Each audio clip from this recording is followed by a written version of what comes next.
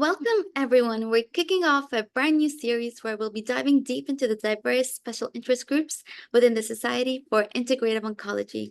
Each episode will highlight a specific SIG, exploring how it connects to the broader field of integrative oncology. And this way, you can also discover the perfect one to complement your interests and career goals. Today, we're excited to introduce you to the co-chairs of the Mental Health SIG. We'll be discussing the crucial role mental health plays in cancer care and the valuable resources that the SIG offers.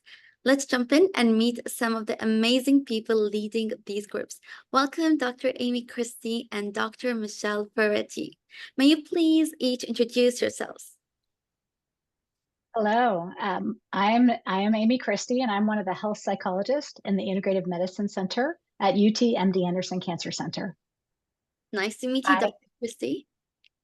Hi, I'm Michelle Ferretti. I'm a licensed clinical social work at Inova Peterson Life with Cancer in the DC metro area. Nice to meet you, Dr. Ferretti. And I am Tabarak Qassim. I am a incoming physician intern in the NHS in the UK.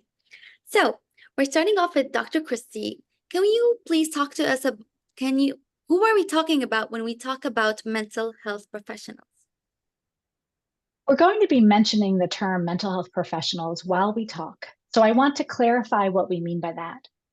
There are several different licenses and specialties in mental health, and these may even vary by state. Generally speaking, we're talking about licensed clinical or counseling psychologists, licensed clinical social workers, and licensed professional counselors. Amazing. This leads perfectly into discussing why we should have a mental health professional on our cancer care team. This answer is really directed towards patients.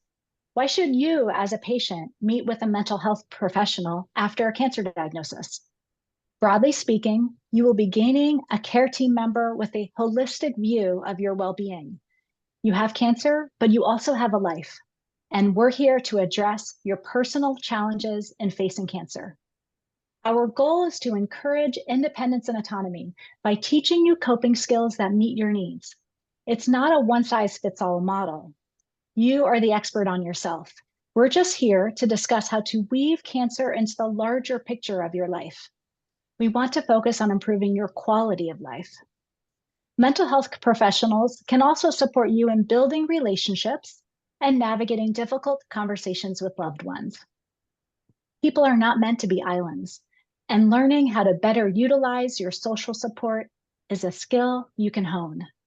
Additionally, mental health professionals are trained in the first-line treatments to address depression, anxiety, insomnia, and fatigue after a cancer diagnosis.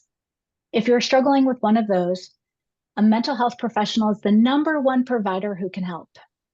We collaborate with patients to identify your purpose and values and help move you in that direction. Specialized psychosocial interventions have also been developed for managing fear of recurrence, a common yet distressing symptom that, if left untreated, can persist for years. Mental health professionals are also trained to deliver various relaxation skills, such as deep breathing, progressive muscle relaxation, and mental imagery. The overall goal is to help individuals balance time between work and rest while bringing more pleasure and meaning into their lives. Dr. Christie, I am curious to know, how can a mental health professional help with making healthy lifestyle changes? Cancer at times can be a wake-up call, and patients often describe a renewed focus on their own needs and physical well-being.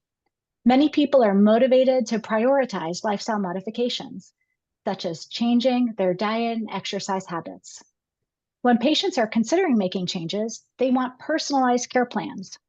The conversation needs to be about more than just weight, but rather how each person can work towards their own goals that can be informed by recommended guidelines. Collaboration is key here, and mental health professionals are particularly adept at building and maintaining relationships with patients. These relationships facilitate shared decision-making for tailored interventions. Furthermore, mental health professionals are trained in the first-line treatments for health behavior changes, specifically cognitive behavioral therapy, such as for insomnia and weight loss, and motivational interviewing, such as for smoking cessation. Finally, mental health professionals within a healthcare system can facilitate coordination of care, helping to communicate patient needs and goals to the care team. Thank you, Dr. Michelle Ferretti. Can you please talk to us on how can a mental health professional be helpful on an interdisciplinary team? Sure thing. Happy to do that. Also, I am not a doctor. Michelle is just fine. I'm a licensed clinical social worker. So Aimee really addressed this from the patient perspective. So I'm going to focus here a little bit more from a provider perspective. Whether or not mental health is directly addressed, mental health plays a role in medical care. Mental health impacts medical outcomes in a variety of ways, including lowering adherence to treatment and follow-up care, increased overall medical costs, and reduced survival, and of course, a decrease in patients' quality of life. National guidelines like the ASCO guidelines guide treatment for anxiety and depression in adults with cancer. These guidelines recommend psychosocial interventions as first-line treatment ahead of medications.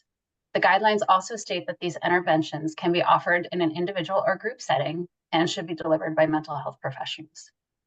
So kind of why go through the effort of having a mental health provider on your team versus referring to the community? Having a mental health professional on your team allows providers to provide guideline concordant care and track patients' engagement. This is particularly important because common symptoms of anxiety and depression, like lack of motivation for depression and avoidance for anxiety, make it difficult for patients to follow up on referrals. Additionally, having this mental health professional on your team ensures that the mental health professional understands the complexity of cancer care, which is harder to find with community providers.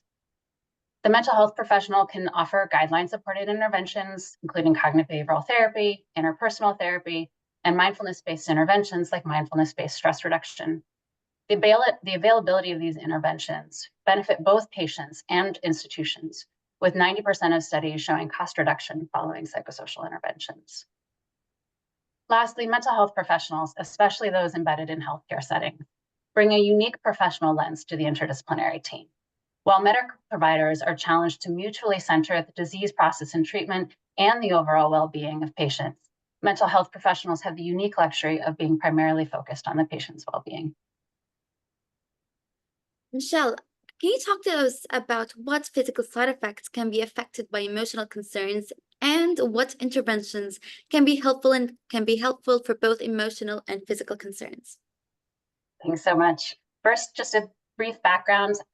It's easy to think about mental health and physical health as separate, but really they're intertwined, right? The same nervous system that is navigating cancer and cancer treatments is also reacting and responding to thoughts and emotions.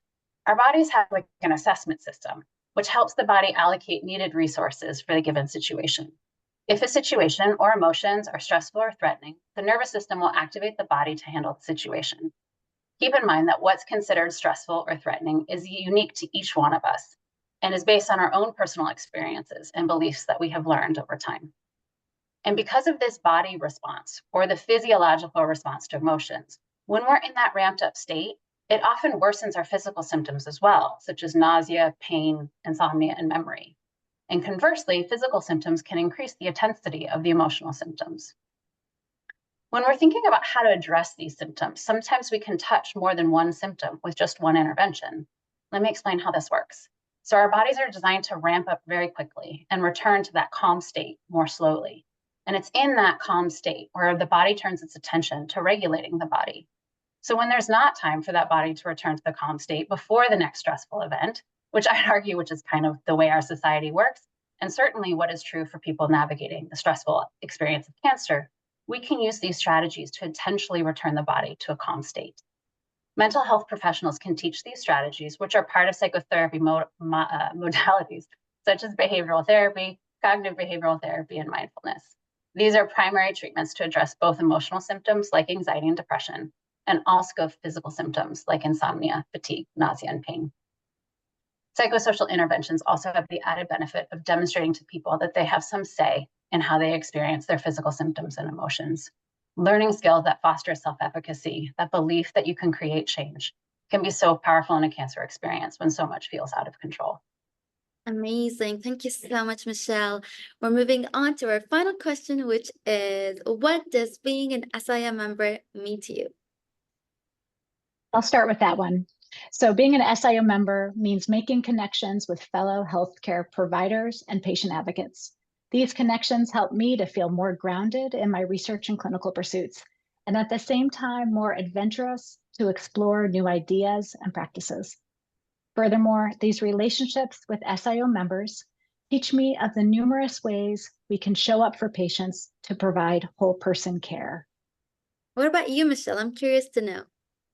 Yeah, so like Aimee, being an SIO member for me is about learning and connecting, right? Learning from patients, advocates, and providers on how a variety of interventions are being developed and implemented to help people navigate the complex cancer experience, and connecting to other professionals and advocates that are thinking about how to use all the tools researched and available to provide patient-centered care. Your perspectives have been truly valuable. Thank you so much for sharing your insights.